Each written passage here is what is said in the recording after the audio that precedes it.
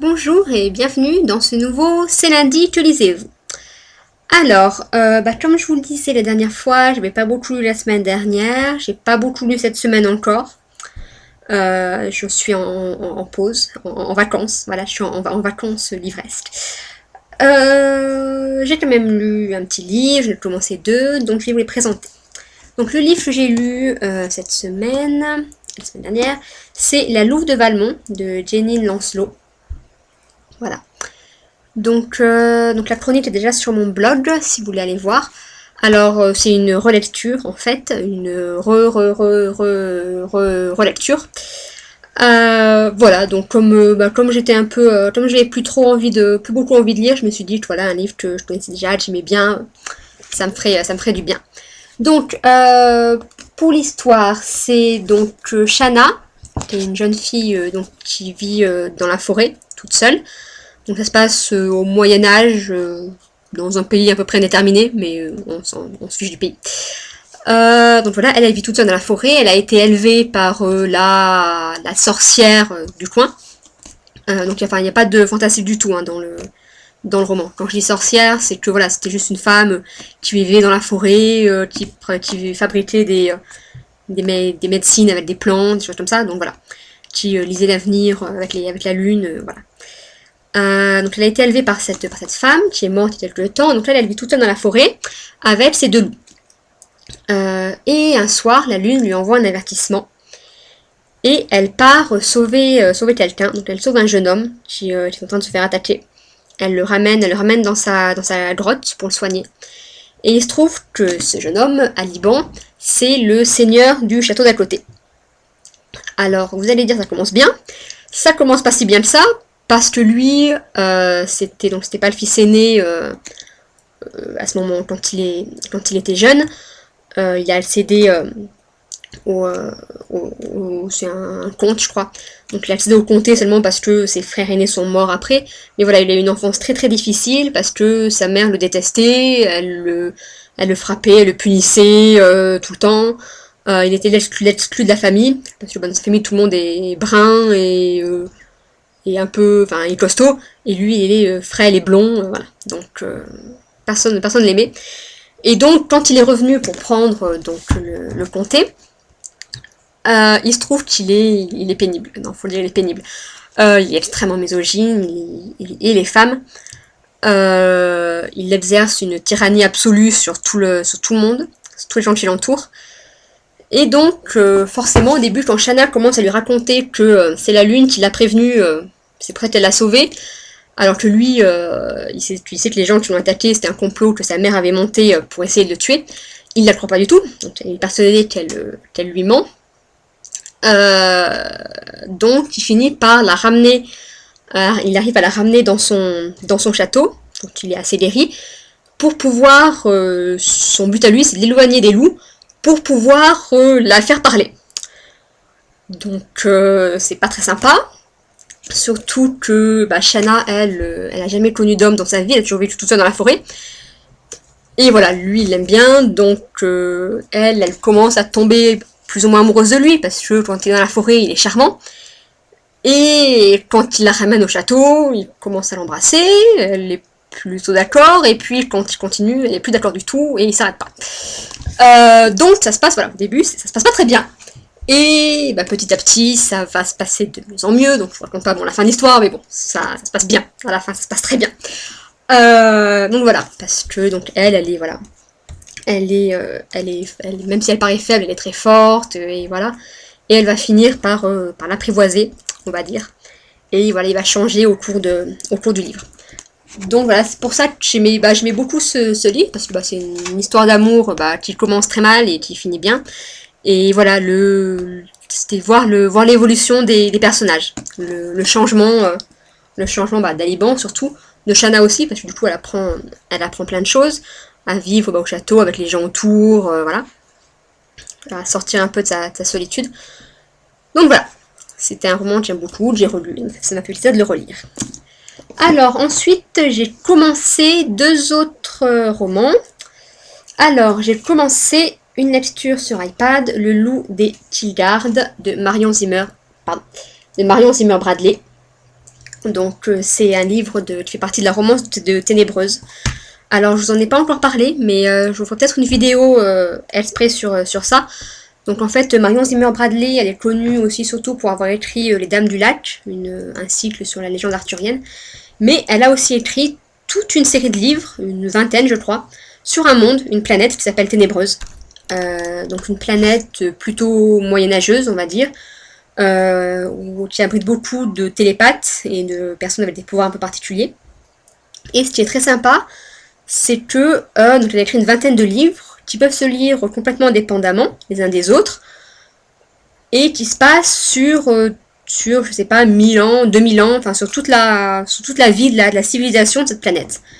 Donc moi j'avais commencé par un livre qui était plutôt à la fin, presque par le dernier je crois, parce que je savais pas que c'était qu'il y avait plusieurs livres. Et depuis je lis, alors je lis pas dans l'ordre du tout, mais c'est pas grave, c'est plutôt marrant même à pas lire dans l'ordre.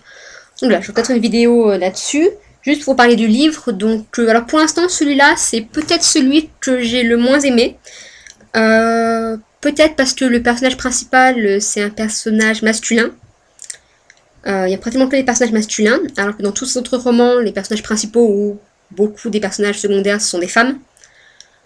C'est vrai que c'est sympa dans la fantasy, parce que sinon c'est souvent des hommes. Et pareil, alors bon, ça rejoint un peu le livre d'avant, qui est très antipathique, qui est très misogyne, qui se sert des femmes pour son plaisir, mais qui le considère comme des gourdes bonnes à rien. Donc c'est un peu pénible, c'est très pénible. Là, ça commence à aller un peu mieux. Alors en fait, donc dans ce monde, lui, il est donc c'est un fils bâtard, on va dire, mais qui a été élevé dans les maisons de son père, donc qui est le roi. Et ils vont faire venir d'une autre planète son double. Parce que dans leur mythologie, on va dire, tout le monde dans l'univers a un double parfait. Donc ils vont le faire venir par magie d'une autre planète. Même s'ils savent pas qu'il y a d'autres planètes, mais c'est pas grave, ils vont le faire venir. La magie va l'attirer de. Voilà. Ils savent pas trop d'où, mais. Voilà. Et le problème, c'est que donc là, c'est le pitch du livre. Et là, j'en suis à la moitié du livre. Et il vient juste d'arriver, en fait, le double. Avant, c'était toute l'enfance et l'adolescence du héros.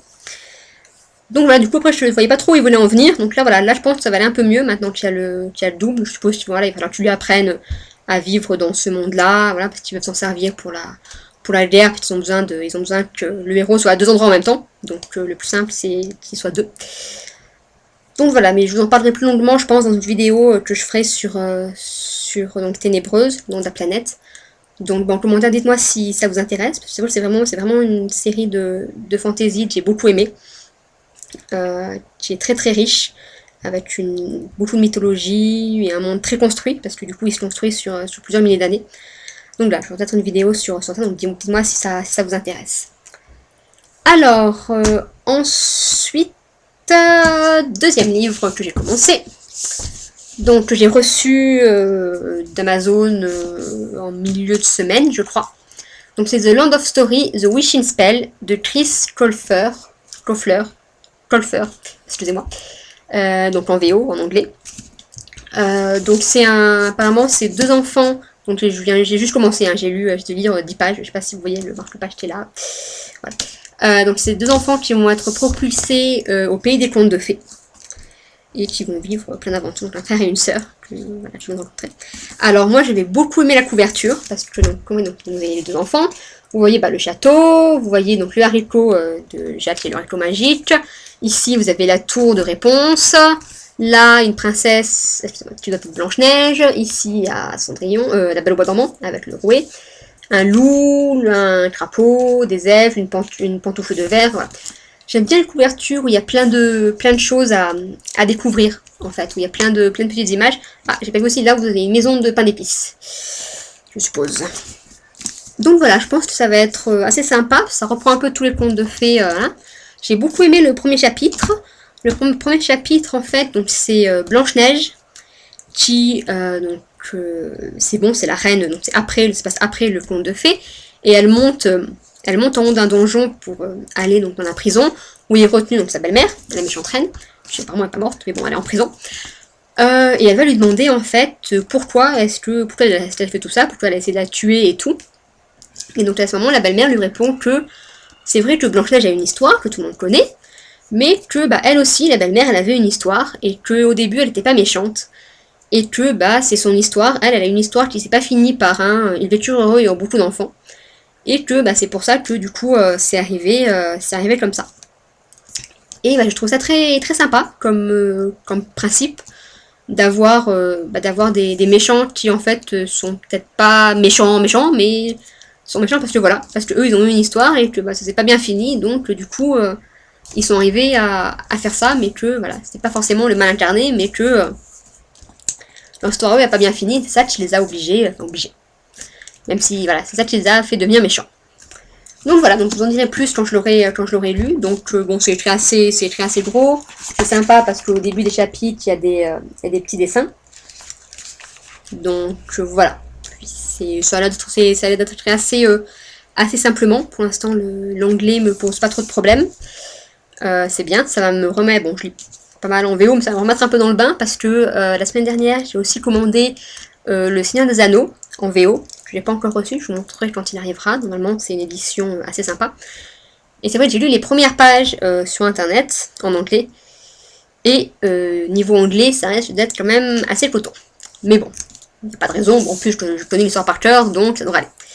Donc voilà, donc ma deuxième lecture en cours. Donc pour les suivantes, faut que je lise ça, faut que je lise la romance de Ténébreuse, et ensuite je sais pas si le Seigneur des Anneaux est arrivé, j'essaie peut-être de lire, mais je pense que je vais le lire petit bout par petit bout, parce que c'est déjà long à lire en français, en anglais ça va prendre très longtemps, donc je pense que je vais me faire des petits passages par petits passages comme ça, en avançant en parallèle avec d'autres lectures. Voilà, donc écoutez, il n'y a pas grand chose d'autre à présenter. Je vais essayer de me remettre à lire de manière un peu plus intensive. J'ai un livre qui me plaît bien et l'autre que je vais finir bientôt. Donc voilà, donc écoutez, dites-moi si une vidéo sur Ténébreuse et son monde, ça vous dirait, pour vous présenter un peu tous ces livres. C'est vrai qu'ils ne sont pas très connus, c'est bête, parce que c'est vraiment des très bons livres. Et je vous souhaite une bonne semaine de lecture. Bye bye!